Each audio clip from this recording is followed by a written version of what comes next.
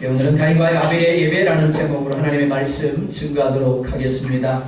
인생에 가지는 여러 행위들이 있습니다. 그리고 그 행위들 중에서 가장 거룩한 행위를 들라고 한다면 바로 예배가 아닐까 생각이 되어집니다.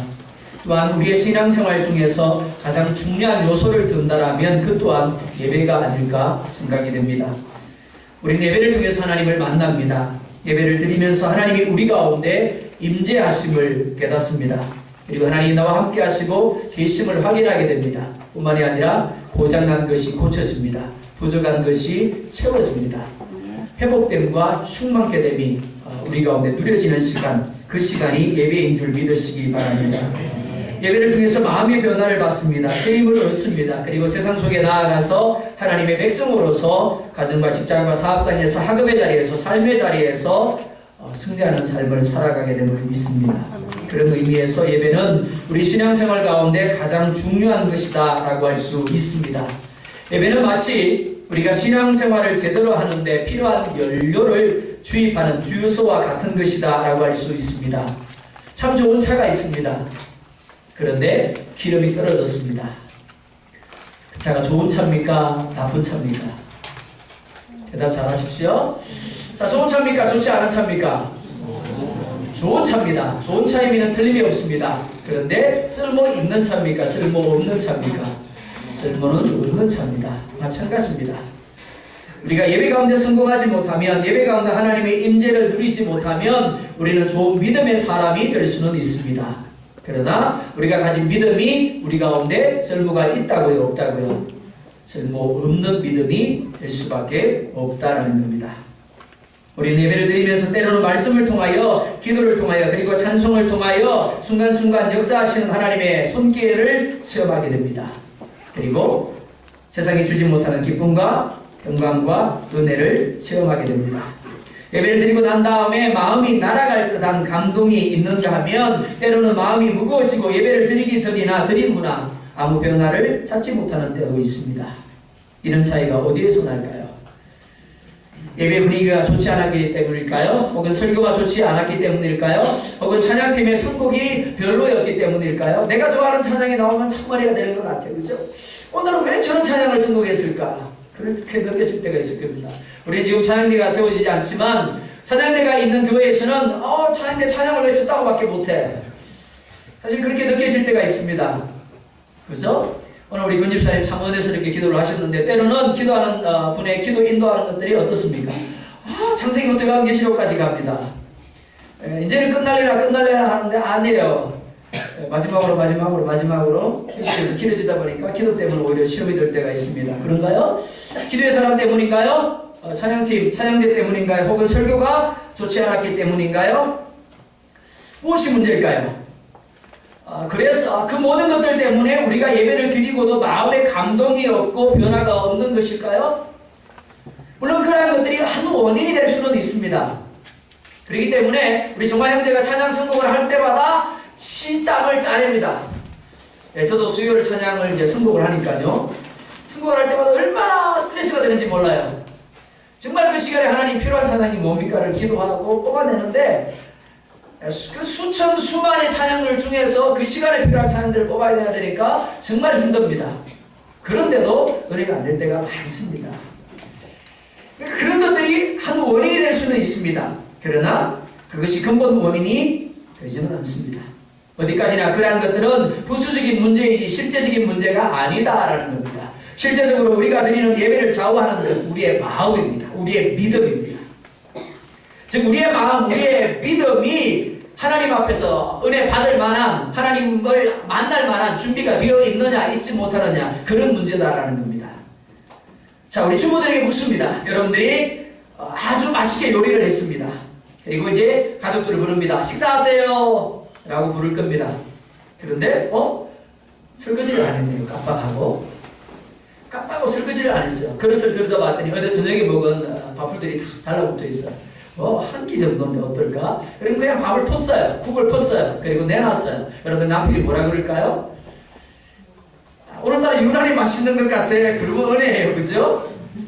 그런데 그릇의 상태를 보고 여러분들 남편, 여러분들의 가족들이 어떨까요? 밥 먹을 마음이 가실 겁니다. 마찬가지입니다. 하나님 여러분들에게 예배를 통하여 은혜 주시기 위해서 준비하십니다.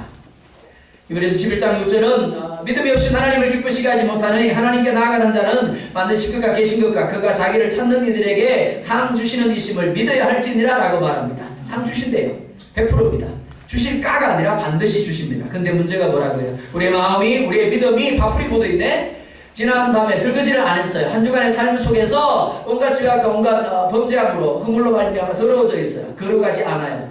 그러다 보니까 하나님 역사하실 수 있다고 없다고요? 없는 겁니다. 예배하고자 하는 마음의 상태가 되어 있고 예배를 정성껏 드리고자 하는 마음의 준비가 되어 있으면 다른 것들은 별로 문제가 되지 않습니다.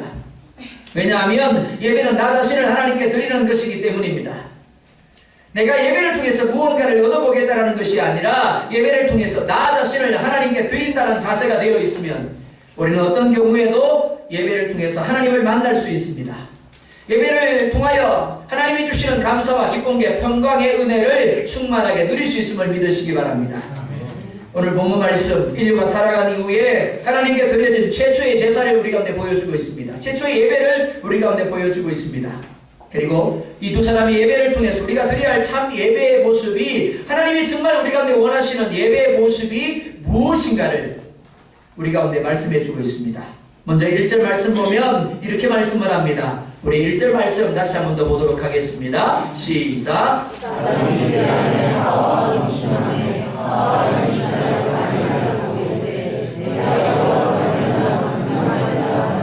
아멘. 아담과 하와가 에덴 동산에서 쫓겨난 후에 아들을 낳습니다. 그 첫 번째가 가인입니다. 그런데 하와가 가인을 낳고 난 후에 이렇게 말합니다. 내가 여호와로 말미암아 둔남하였다. 여기에는 두 가지 의미가 있습니다. 그 첫째가 3장 15절에 기록된 대로 하와가 혹 가인이 하나님께서 주시겠다고 말씀하신 여인의 후손이 아닐까 생각했다라는 의미입니다. 아담과 하와는 비록 에덴 동산에서 쫓겨났지만 언제나 하나님을 향하여 죄송한 마음을 가지고 있었습니다. 다시 에덴 동산으로 돌아가고 싶었습니다. 불순종하여 지은 죄 때문에 이제부터는 더욱더 하나님의 말씀을 붙잡고 하나님께 순종하는 삶을 살아야 되겠다라고 결심하고 또 결심을 했습니다. 그 중에 한 말씀이 하와의 마음속에 깊이 뿌리 박혔습니다. 그게 무엇이가 하면 여인의 후손을 통해서 뱀의 머리를 짓눌러서 박살낼 것이다. 하와는 생각했습니다. 내가 비록 죄를 지었지만 하나님께서는 나를 통해서 사단의 머리를 깨뜨릴 아들을 보내시는구나. 그래서 가인을 낳으면서 내가 하나님이 보내신 아들을 낳았다라고 말한 겁니다. 다시 하나님께 돌아가고 싶은 마음이었습니다.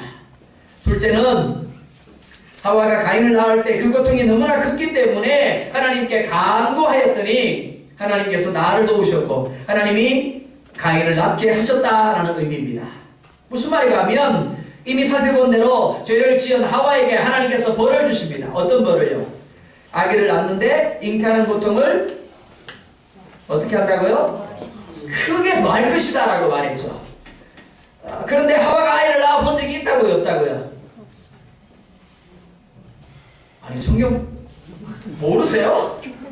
성경 아무리 안 읽어도 창세기까지 넘어가시잖아요. 출애굽기 19장 가서 부담스러워서 좀 이제 딴 데로 넘어가시지만 그죠? 자, 하와가 아기를 낳아본 적이 있다고 없다고요? 없는 거예요. 그러니까 실제로 말하면 처녀라고 할 수 있는 겁니다. 아기를 못 낳았기 때문에. 그러니까 아기를 하나님이 야 네가 아기를 낳을 때 잉태하는 고통을 크게 더할 거야. 그게 실감이 온다고요? 안 온다고요? 하는 거예요. 실감이 느끼시지 않는 겁니다. 아마 어느 정도일 것이다 라고 추정했을지는 모르겠습니다. 그래서 가인을 잉태하고서도 별로 걱정을 하지 않았을 겁니다. 설마 죽기에 하겠어. 그런데 실상 산부인과에 들어가서 가인을 낳아보니까 그게 아닌 거예요. 진통이 오기 시작하는데 어떻더라? 죽을 것 같은 거예요. 이대로 가다가는 그냥 내가 세상을 떠나갈 것 같은 겁니다. 그러니까 뭐 했더라? 하나님 앞에 기도하기 시작합니다. 생각한 것과는 비교가 되지 않을 정도로 너무 고통스러우니까 공포가 자기 자신을 덮치니까 하나님을 향하여 하나님 나를 불쌍히 여겨달라고, 하나님 나의 죄악을 용서해 주시고 나를 긍휼히 여겨 주십시오라고 하나님 앞에 기도한 거예요. 그리고 낳은 사람이 누구라고요? 가인이더라고요. 하나님이 자기 기도를 들어주지 않으셨다면 하나님이 자기를 불쌍히 여겨주지 아니하시고 긍휼히 여겨주지 아니하셨다라면 내가 가인을 갖다가 죽었을 텐데, 하나님이 그래도 긍휼히 여겨주시고 불쌍히 여겨주시고 도와주시다 보니까 그래도 가인을 낳게 되었다, 이 말입니다. 죽음 문전까지 가는 경험을 한 하와입니다. 그런데 하와에게 가인은 하나님께서 도와주셨기 때문에 얻을 수 있었던 하나님의 선물이었던 겁니다. 아마 여기 계신 여자분들은 아이를 낳아보셨기에 이 말에 동감하시리라 생각이 됩니다. 하와가 이처럼 고통 중에 얻은 아들이 가인입니다. 죽을 고생하면서 낳은 아들이 가인입니다. 그만큼 하와에게 있어서 가인은 소중한 존재였을 겁니다. 죄 가운데서 소망을 가지며 낳은 아들입니다. 고통 가운데서 하나님의 도우심으로 얻은 아들입니다. 그런데 죄가 가인 가운데 역사하기 시작하니까 가인이 얼마나 자기중심적인 사람이 되었는지, 그가 얼마나 무서운 사람이 되었는지 알 수가 없습니다.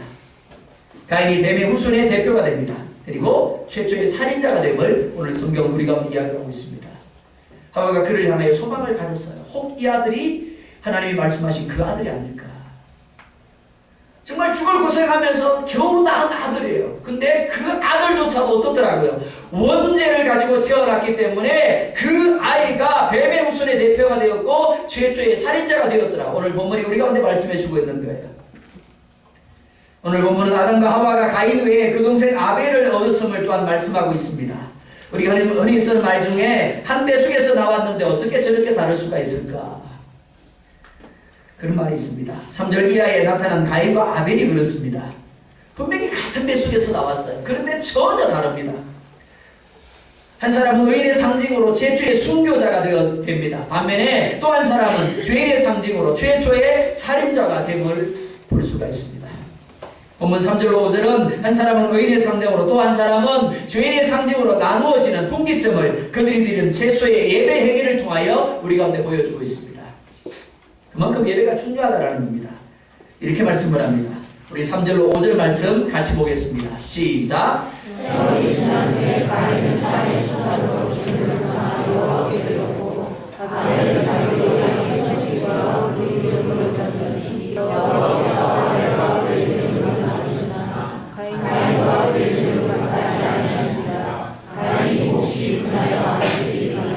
아멘. 가인이 하나님 앞에 예배를 드립니다. 그리고 아벨도 하나님 앞에 예배를 드립니다. 그런데 어떻게 되었다고요? 결과는요. 똑같이 하나님을 향하여 예배했는데 아벨은 하나님이 받으시고 가인은 안 받으십니다. 무슨 말인가 하면 우리가 여기에 1000명이 앉아 있는데요. 뒤돌아보지 마세요. 지금 꽉 차 있습니다. 1000명이 앉아 있어요. 1000명이 앉아 있는데 하나님이 어떤 사람이 예배는 받으시고 어떤 사람이 예배는 받지 않더라라는 겁니다. 똑같은 예배 시간이에요. 똑같은 설교를 듣고 있고 똑같은 찬양을 하고 있고 똑같은 기도의 시간을 가지고 있는데도 불구하고 하나님이 어떤 사람은 받고 어떤 사람은 받지 않더라라고 말하고 있습니다. 자, 3절과 5절을 보면 그들은 세월이 지난 후에 라고 말하고 있습니다. 여기서 세월이 지났다라는 말, 그들이 장성하였다라는 말입니다. 마치 우리 아이들이 유아 세례를 받고 만 14세 이상이 되면 뭘 받아요? 입교를 하죠. 우리 민준이 입교를 했습니다. 그죠? 세월이 지난 후에 장성해서 자기 자신이 하나님을 향하여 믿음의 고백을 행할 수 있는 때, 그때를 세월이 지난 후에 라고 표현을 하고 있는 겁니다. 그리고 그들이 스스로의 신앙을 고백한 도구가 무엇이라고요? 바로 예배였다는 겁니다. 그러니까 내가 입교를 받는 거 중요합니다. 세례 받는 거 중요합니다. 그러나 그것보다 더 중요한 게 뭐라고요? 내가 예배에 성공해야 한다는 겁니다. 민준이가 이제 자라서 하나님을 향하여 스스로 믿음을 고백할 나이가 되었고, 그런 말미암아 정말 하나님이 나의 하나님이다 라고 인정하는, 그게 뭐라고요? 예배라는 겁니다. 그것을 오늘 본문이 우리 가운데 이야기를 하고 있는 겁니다. 그런데 오늘 본문은 그들이 드린 예배가 동일하지 않았다라고 말씀을 하고 있습니다. 가인은 무엇을 해요? 그죠? 땅의 소산으로 제물을 삼아 여호와께 드렸다라고 말하고 있습니다. 반면에 아벨은요?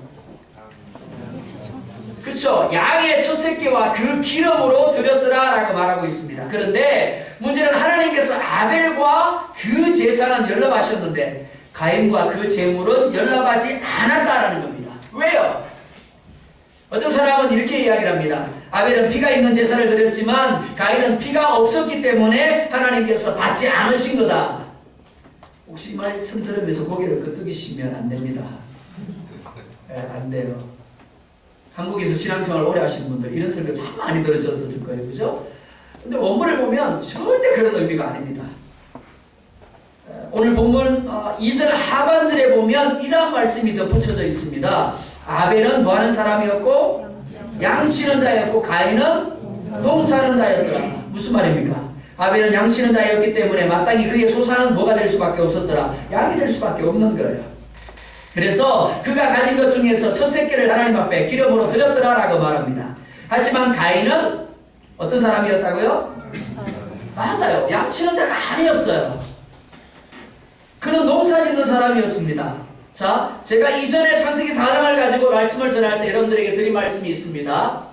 그 당시에는 양의 필요성이 그렇게 많지 않았습니다. 왜요?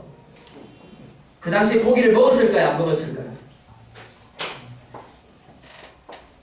네, 다들 모르겠는데요.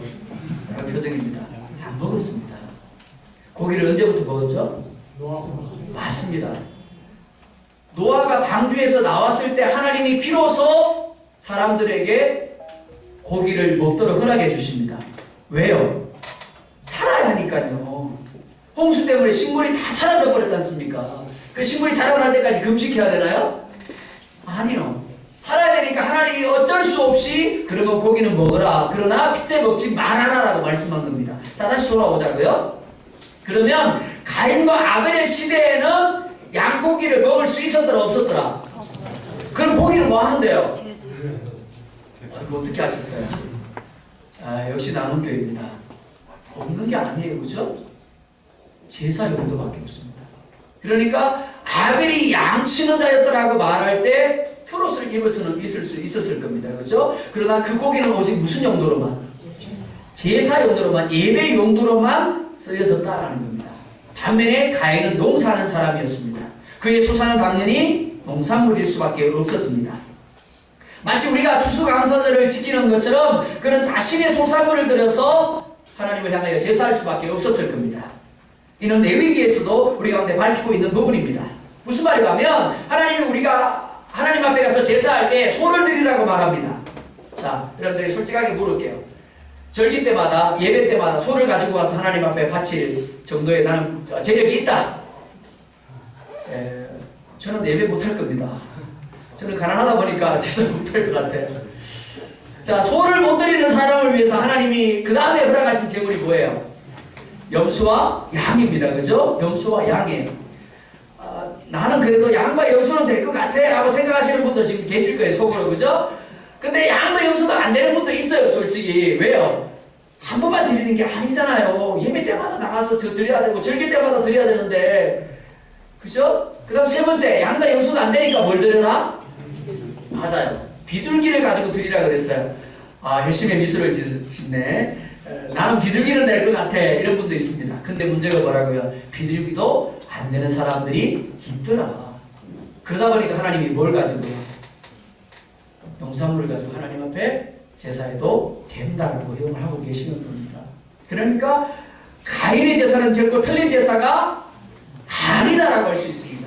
그 제물이 잘못된 게 아니다라고 할 수 있는 겁니다.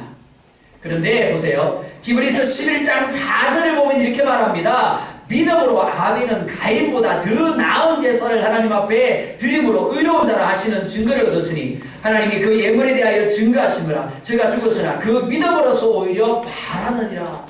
자, 가인과 아벨의 차이가 뭐라고요? 믿음의 문제라고 이야기를 하고 있습니다. 믿음으로 더 나은 제사를 하나님 앞에 드렸다라고 말하고 있습니다. 그렇다면 믿음이 뭔데요? 히브리서 기자가 말하고 있는 믿음이 뭔가 하는 겁니다. 바로 말씀에 대한 순종입니다. 제가 믿음의 원어적인 의미를 말씀드렸어요. 그죠? 첫 번째, 신뢰한다. 두 번째, 의지한다. 세 번째, 맡긴다라는 의미라고 그러죠.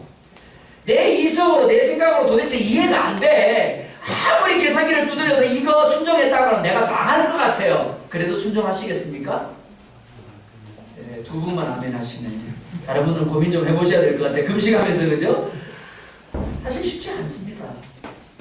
그런데 내가 정말 하나님을 신뢰한다라면 그분에게 맡길 수 있습니다. 의지할 수 있어요.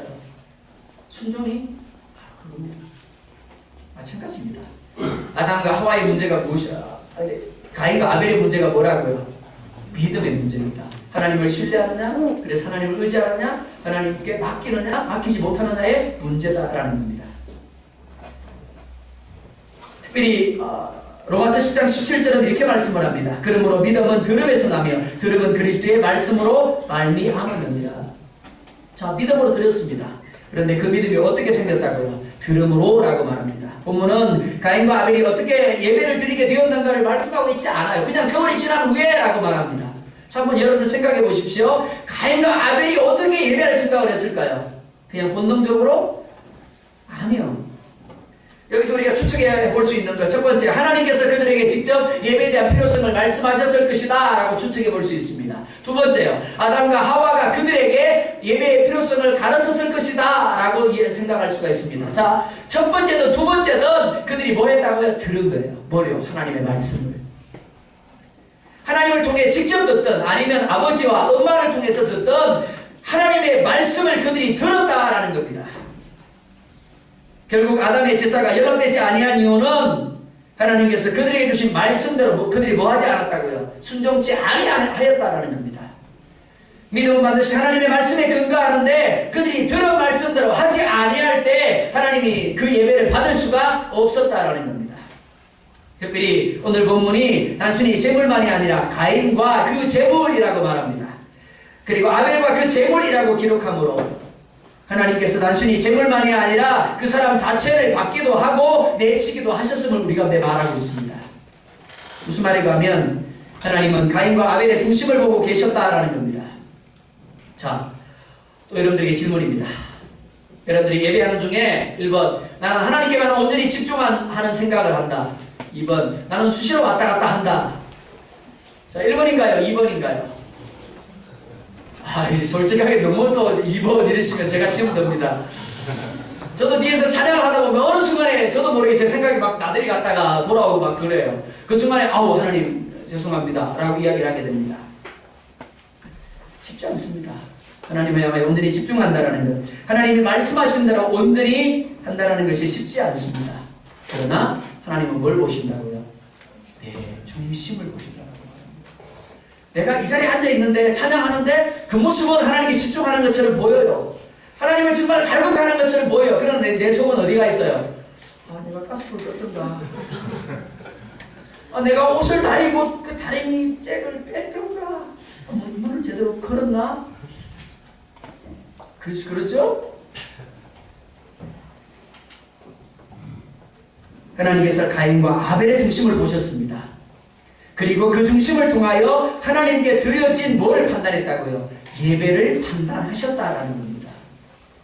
오늘 내가 예배하는 자리에 나와 있는 그 자체도 참 중요합니다. 하지만 거기에 더하여 나의 중심까지도 하나님이 보고 계시다라는 것을 잊지 말아야 합니다. 비록 내가 예배하는 자리에 나와 있다라고 할지라도 나의 중심이 말씀 가운데 바로 서 있지 못하다라면 내가 드리는 예배는 단순히 우상에게 전하는 행위와 같이 무의미한 행위일 뿐 하나님을 기쁘시게 하는 행위가 될 수 없는 겁니다. 가인과 아벨이 드린 제사에 대해 하나님께서 아벨의 제사는 연락하시고 가인의 제사는 연락하지 아니하십니다. 예배를 드렸는데 한 사람의 예배는 하나님을 기쁘시게 함으로 예배 가운데 소위 은혜를 체험했습니다. 어느 정도로요? 우리가 상상하는 것 이상입니다. 정말 하나님의 기름 부으심이 이 가운데 충만히 임할 때 우리가 누릴 수 있는 은혜가 어느 정도일까? 우리가 상상하는 것 이상입니다. 그런데 다른 한 사람은 그저 자리만 채운 겁니다. 그런데 그 결과는 실로 엄청나게 나타나고 있습니다. 가인은 하나님께 거절당하자 분노하게 됩니다. 5절 하반절을 보면 이렇게 말합니다. 가인이 몹시 뭐하여? 분하여 뭐했더라? 안식이 변하였더라 라고 말하고 있습니다. 자, 제가 여기 몇 명 앉아있다고요? 네, 거짓말도 잘하시네. 목사가 그런다고 여러분들까지 거짓말하세요. 자, 1000명이 앉아있습니다. 1000명 중에서 예배를 마치고 나아갈 때 은혜를 받고 돌아가는 사람들이 하나님의 임재, 하나님을 만나고 돌아가는 사람이 몇 사람이나 될까요? 네, 믿음의 고백하셔야 됩니다. 몇 명? 네, 이쪽은 아예 죽었습니다. 대답을 안 하시네요. 1000명이요. 그렇게 되기를 원합니다. 그런데 그렇게 그렇게 되지 못할 때가 참 많은 것이 사실입니다. 가인이 몹시 분하여 안식이 변하였더라. 저는 이 말씀을 읽으면서 그래도 가인은 우리보다 낫다라는 생각을 했습니다. 왜 그런 생각을 했는가 하면 가인은 자신이 드린 예배를 하나님이 받지 않으셨음을 몹시 분하여 하였고 안식이 변하였다라는 겁니다. 그런데 우리는 어떻습니까? 내가 그 예배 가운데 분명히 하나님이 임재하고 계시고 우리를 위해서 상을 예비하셨다고 말씀하고 있는데 두 가지예요. 첫 번째, 하나님이 거짓말하시거나 아니면 내가 문제가 있거나, 그죠? 하나님이 분명 내가 그 자리에 있고 내가 너희를 위해 상을 예비하셨다라고 그랬어요. 근데 한번 농담해 보신 거야. 그러니까 하나님의 상이 안 누려지는 거야, 그죠? 하나님의 임재가 안 누려지는 거야. 그럴 수 있어요, 그죠? 그럼 참 다행인데, 두 번째는 내가 준비되지 못한 거예요. 내가 걸어가지 못하고 하나님이 역사하실 만한 믿음의 그릇이 준비되지 못하다 보니까 하나님의 임재가 누려지지 못하는 거예요. 어떤 경우일까요? 자, 여하튼 간에 오늘 우리가 하나님의 임재를 누리지 못했을 때, 하나님의 은혜를 받지 못했을 때 우리 역시 가인처럼 반응할 수 있어야 한다는 겁니다. 하나님 왜요? 왜 안 만나주시는데요? 하나님 왜 안 만져주시는데요? 하나님 왜 역사하지 않는데요? 한번 따져보셨습니까? 한번 되돌아보셨어요? 한번 아파해보셨습니까? 내가 머물고 있는 그 예배 자리에서 하나님을 만나지 못하는 사실에 대해서, 정말 하나님의 임재를 누리지 못한 사실에 대해서 아파해보셨어요? 저는 한국에서 20년 이상을 사역을 하면서 느꼈던 게 뭐가 하면, 왜 비정상적인 예배 가운데 익숙해져 있을까? 하나님 분명히 살아계신 하나님이시고 분명히 역사하신다라고 말씀하셨는데 그 예배 중에 하나님이 전혀 들으시지 않는 것을 오히려 정상적으로 느끼고 돌아가는 것, 그 모습이 너무나 이상하게 보여졌어요. 그러면서 그랬어요. 우리 비정상적인 예배를 깨뜨려버리자고. 우리에게 상식은 뭐예요? 하나님의 임재가 누려지니까 상식이에요. 하나님의 역사가 누려지는 게 상식이에요. 예배 드리는데 갑자기 들었던 귀신이 떠나가고요. 병든 자가 나음을 입고요. 내 마음속에 하나님의 역사를 알면 마음이 치유가 되고 하나님의 은혜로 충만하게 되는, 아멘 좀 하세요. 네, 그런 예배가 이루어져야 되는 거예요. 예배하고 나가는데 문제가 막 해결돼서 전화가 날아오고 하나님의 은혜가 막 임하는 역사가 나타나야 되는 겁니다. 아멘. 그게 정상적인 거예요. 그런데 그렇지 않은 겁니다. 그냥 내 할 바만 다 하면 그걸로 만족하는 겁니다. 내가 그 예배 자리에 있었다는 사실로, 은혜가 있으면 은혜가 있는 대로, 없으면 없는 대로 그저 끝나버리는 겁니다. 바라긴 우리에게도 예배에 대한 질투가 있었으면 좋겠습니다. 그래서 도전이 있었으면 좋겠습니다. 그래서 한 주간 동안 정말 이 예배를 사모하면서 기도로 준비하고 예배 시간에 인내송을 부르는 그 순간부터 탁 터져버리는 하나님의 임재가 충만히 누려지는 그런 예배가 우리가 우리 있기를 원합니다. 가인이 심히 분하고 안색이 변한 이유가 무엇입니까? 아벨의 제사는 받으셨는데 자신의 제사는 받지 않았기 때문입니다. 즉 예배에 대한 시기고 질투입니다. 사랑하는 성도 여러분, 예배는 드렸는데 하나님을 만나지 못했다고 마음 아파하고 시기하고 질투해 보신 적 언제입니까? 물론 가인이 보여주고 있는 모습 부정적인 모습입니다. 하지만 진정 우리는 우리 예배에 대한 열심 그리고 예배에 대한 사모함을 다시 회복할 수 있기를 원합니다. 하나님 말씀합니다. 나를 사랑하는 자가 나의 사랑을 입으며 나를 간절히 찾는 자가 나를 만날 것입니다. 예배 가운데 하나님의 은혜를 누리기 위해서 사단이 시기할 정도로, 사단이 질투할 정도로 열심을 가질 수 있는, 사모함을 가질 수 있는 저와 여러분 될 수 있기를 주의 이름으로 축원드립니다. 그런데 보면은 가인이 예배 가운데 하나님을 만나지 못했을 때 나타낸 반응을 이렇게 말씀하고 있습니다. 7절 상반절에 보면 이렇게 말합니다. 네가 선을 행하면 어찌 낯을 들지 못하겠느냐. 가인이 얼굴을 들지 못한 것, 부끄러워서 들지 못한 것이 아닙니다. 하나님이 싫어서 들지를 않았습니다. 내가 다시 하나님의 얼굴을 보나 마라 하는 심정입니다. 무슨 말입니까? 오늘 우리의 삶이 예배를 제대로 드리느냐 못 드리느냐에 따라서 하나님의 낯을 바라보는 삶을 사느냐 아니면 하나님의 낯을 피하는, 멀리하는 삶을 사느냐가 결정된다라는 겁니다. 예배 가운데 하나님의 임재를 체험한 사람들은 어떨까요? 한 주간의 삶 가운데 분명 말씀을 붙잡고 기도하며 승리하는 삶을 살아가게 될 겁니다. 하지만 반대로 예배 가운데 하나님의 은혜를 경험하지 못한 사람은 이전과 다름없이 또 실패하는 삶을 살아갈 수밖에 없는 거예요. 예배는 치유입니다. 예배는 회복입니다. 예배는 충만함입니다. 하지만 예배 가운데 하나님을 만나지 못하게 되고 치유와 회복이 충만함이 이루어지지 못하면 여전히 지친 모습 그대로, 여전히 상한 모습 그대로 또 한 주간 삶을 살아가기에 사단의 밥이 될 수밖에 없는 겁니다. 시편 23편 누가 나의 목자라고요? 여호와는 나의 목자시니. 그런데 예배 가운데 실패하게 되면 누가 나의 목자가 돼요? 사단은 나의 목자시니. 그렇게 되는 거예요. 온전한 제사를 드리지 못했던 가인은 결국 그 부모들처럼 죄가 이끄는 대로 사단의 밥이 되어서 그 마음속에 있는 분노와 시기의 노예가 됩니다. 그리고 최초로 살인죄를 범하는 자가 되고 맙니다. 그것도 자신의 동생을 쳐 죽이는 자가 됩니다. 8절 말씀 같이 보겠습니다. 시작.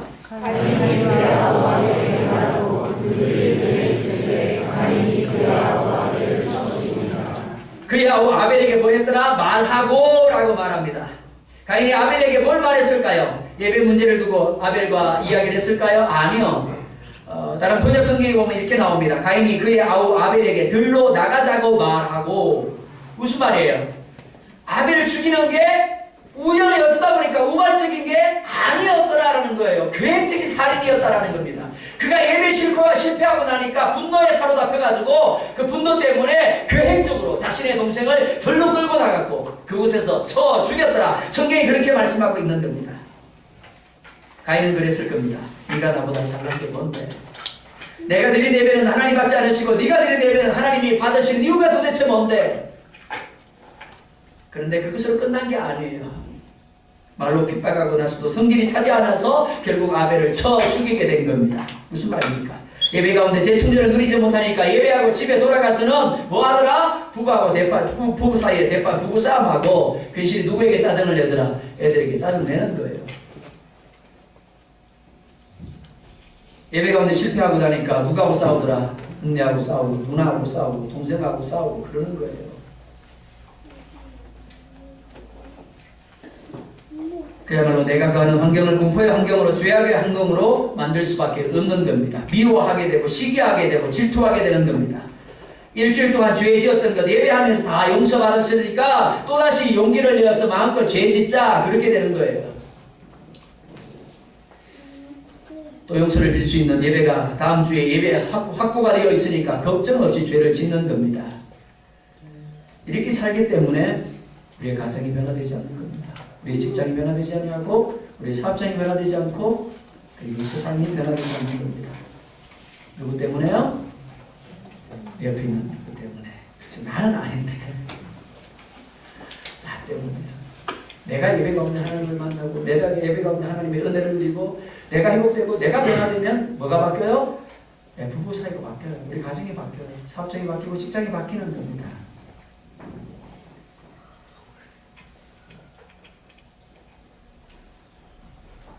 예배하지 않는 사람은 자신이 죄인이라는 생각도 있고 어떻게 하면 이 죄를 용서받을까 하는 두려운 마음이라도 있습니다.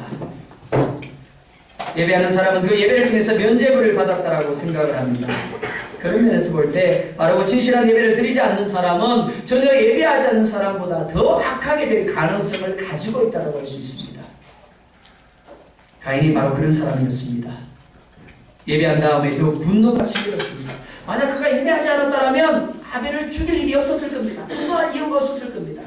근데 예배 실패하고 나니까 사단이 그를 휘감아서 그로 하여금 더 분노하게 만들었고 결국 아벨을 쳐 죽이게 만든 겁니다. 이 사건은 단순히 우발적인 사건이 아닙니다. 이것은 인류가 끝이 날 때까지 계속될 투쟁의 역사의 시작입니다. 누가요? 뱀의 후손들과 여인의 후손들의 투쟁의 서곡입니다. 이 투쟁의 서곡에 여인의 후손인 믿음의 아들 아벨이 뱀의 후손인 가인에게 죽음을 당한 겁니다. 아벨은 얼마든지 죽지 않을 수 있었습니다. 그래서 가인과 이야기할 때 날 미워하지 마 형, 이제는 내가 다시 그런 예배는 안 드릴게 라고 이야기했다라면 가인이 그를 죽이지 않았을지도 모르겠습니다. 그러나 아벨은 어떤 예배가 옳은 예배인지 알았습니다.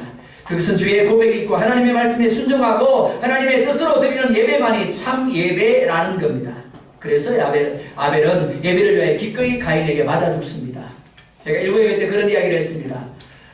케냐에서 147명이 죽었습니다. 신문기사 보셨습니까?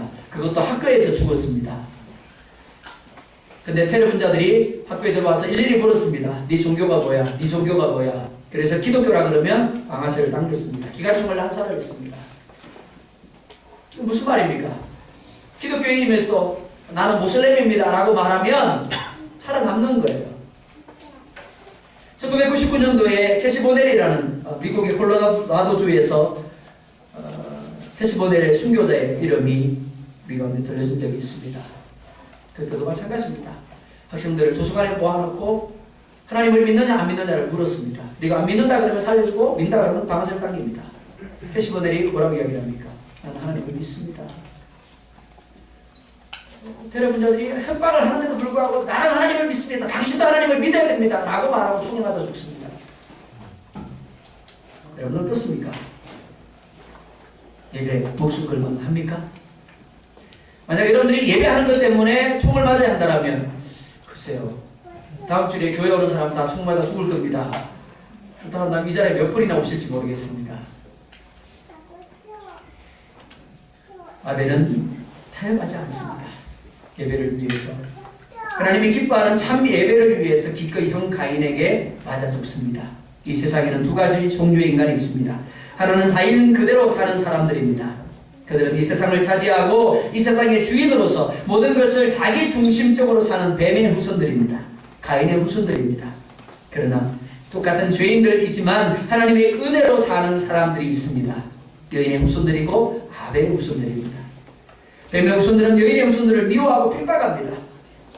주님의 때가 가까워지면 난리의 소문들이 있을 것이고 박해가 일어날 것이다 라고 말하고 있는데 전 세계적으로 기독교인들에 대한 핍박이 점점 심해지고 있습니다. 그러니까 주님 오실 때가 가까워진 거예요.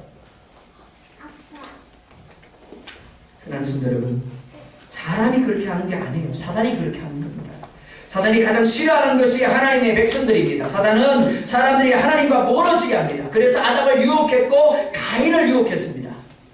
그러나 아벨은 이 유혹에 넘어가지 아니하고 하나님의 말씀에 순종하여 하나님의 뜻대로 예배를 드렸습니다. 아벨은 참된 예배자로서 최초의 순교자가 되는 길을 선택을 했습니다. 아벨이 믿음의 예배를 포기했더라면 죽거나 고통을 받아야 할 이유가 없었을 겁니다. 오히려 가인에게 당당하게 자신이 필요한 곡식을 선물로 받을 수도 있었을지 모르겠습니다. 그러나 아벨은 살아있어야 하며 예배는 살아있어야 하며 예배는 지켜야 한다는 것 때문에 순교를 하고 말았습니다. 아벨은 예배의 중요성 때문에 예배를 지키다가 순교를 한 것입니다. 여러분 예배를 어떻게 생각하십니까? 예배란 순교할 만큼 값이 있는 것이다 라고 생각하십니까? 예배는 내가 드리고 싶으면 드리고 드리고 싶지 않으면 드리지 않아도 되는 내 생각대로의 것입니까? 여러분들은 예배를 가인처럼 생각하고 있지는 않습니까? 아니면 아벨처럼 생각하십니까? 하나님을 만나는 예배를 사모하시기 바랍니다. 하나님을 만나든 말든 그저 예배 자리에 있기만 하면 된다라는 자기 만족에 이끌리지 마시기 바랍니다. 오늘 우리가 가진 죄의 본성은 우리로 거짓 예배케 하며 인생을 가인처럼 수렁으로 빠지게 만듭니다. 바라기는 오직 성령 하나님의 도우심을 구하시기 바랍니다. 예배를 통하여 하나님을 만나기 위해서 어떤 어려움이라도 어떤 유혹이라도 이겨내시기 바랍니다. 바라기는 오늘 저와 여러분의 믿음이 참된 예배를 위해서라면 기꺼이 생명조차도 내어놓을 수 있는 담대한 믿음, 순종하는 믿음이 되어지기를 원합니다. 아울러 우리 가운데 죄는 어떤 것이라도 용납지 아니하므로 사단이 틈할 기회를 제어하고 말씀으로 승리할 수 있는 저와 여러분들 될 수 있기를 주의 이름으로 축원드립니다. 기도하겠습니다.